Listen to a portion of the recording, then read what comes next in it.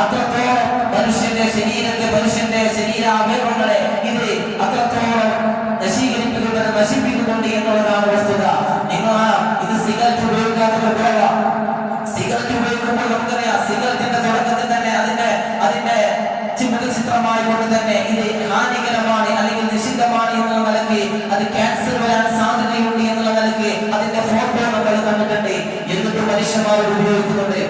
ആലോചിച്ച് നോക്കൂ, ഇവിടുത്തെ പല ക്യാൻസർ രോഗികൾ ലിസ്റ്റ് എടുത്ത് പരിശോധിച്ചാൽ മനസ്സിലാകും, ഒരു കാലത്ത് ബീഡി വലിച്ചവരായിരുന്നു, ഒരു കാലത്ത് സിഗരറ്റ് ഉപയോഗിച്ചവരായിരുന്നു. അത് ഇവിടെ കെട്ടിപ്പിടിക്കുക, ഇതിന്റെ പുകയുമൊക്കെ ശ്വസിച്ചുകൊണ്ട്, ഇതിന്റെ പുകയെല്ലാം ഇവിടെ കെട്ടിപ്പിടിക്കുക, അർബുദം എന്ന രോഗത്തിന് അടിമപ്പെട്ടുകൊണ്ട് വയസ്സുകാലത്ത് ഒരുപാട് പ്രയാസങ്ങൾ അനുഭവിച്ചുകൊണ്ട്, വേദന അനുഭവിച്ചുകൊണ്ട് ഒരു ജനത, ഒരുപാട് ആളുകൾ ക്യാൻസർ രോഗികൾ ഇന്നും തിരുവനന്തപുരം RCC പോയി നമുക്ക് കാണുവാൻ കഴിയും.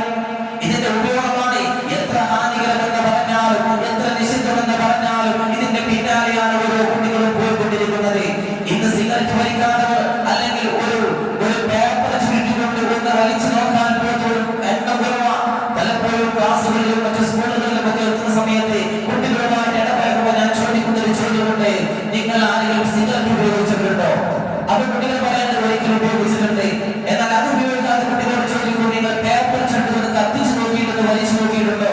അതും കുട്ടികൾ ഞങ്ങൾ ഉപയോഗിച്ച് നോക്കിയിട്ടുണ്ട്. അത്രത്തോളം ഞാൻ പറഞ്ഞു വരുന്നത് ഈ സിഗരറ്റിൽ നിന്നാണ് ഇതിന്റെ തുടക്കം വരുന്നത്. മുമ്പകാലത്ത് പഴമക്കാലത്ത് ഉപയോഗിക്കുന്നത് ശരി തന്നെ, പക്ഷേ ഇന്ന് സിഗരറ്റ് ഉപയോഗിക്കുന്ന കുട്ടികൾ അധികം കഞ്ചാവ് ഉപയോഗിക്കുന്നുണ്ട്, അതുപോലെ തന്നെ ഹാൻസ് ഉപയോഗിക്കുന്നുണ്ട്.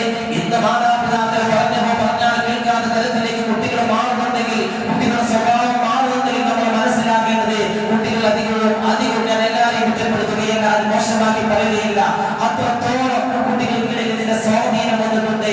പലരും ലഹരി ഉപയോഗിച്ചു കഴിഞ്ഞാൽ പിന്നെ മാതാവേത്, പിതാവേത്, പെങ്ങളേത്, അനിയനേത് എന്ന് തിരിച്ചറിയാമാനത്ത് കോലത്തിലേക്ക് അവന്റെ ബുദ്ധിയെ മന്ദഗതിയിലാക്കാൻ ഇതിന് കഴിവുള്ളതാണ് വസ്തുത. അതിന്റെ ഏറ്റവും വലിയ ഉദാഹരണമാണ് ആശിക്കുന്ന സഹോദരൻ. അള്ളാഹു പുറത്തു കൊടുക്കട്ടെ, അള്ളാഹു പുറത്തു കൊടുക്കട്ടെ. സ്വന്തം മാതാവിനെ നെഞ്ചകത്തേക്ക് കടാരം ചൂണ്ടാൻ അവനക്ക് ധൈര്യം കിട്ടിയിട്ടുണ്ടെങ്കിൽ ഈ ഒരു ലഹരിയുടെ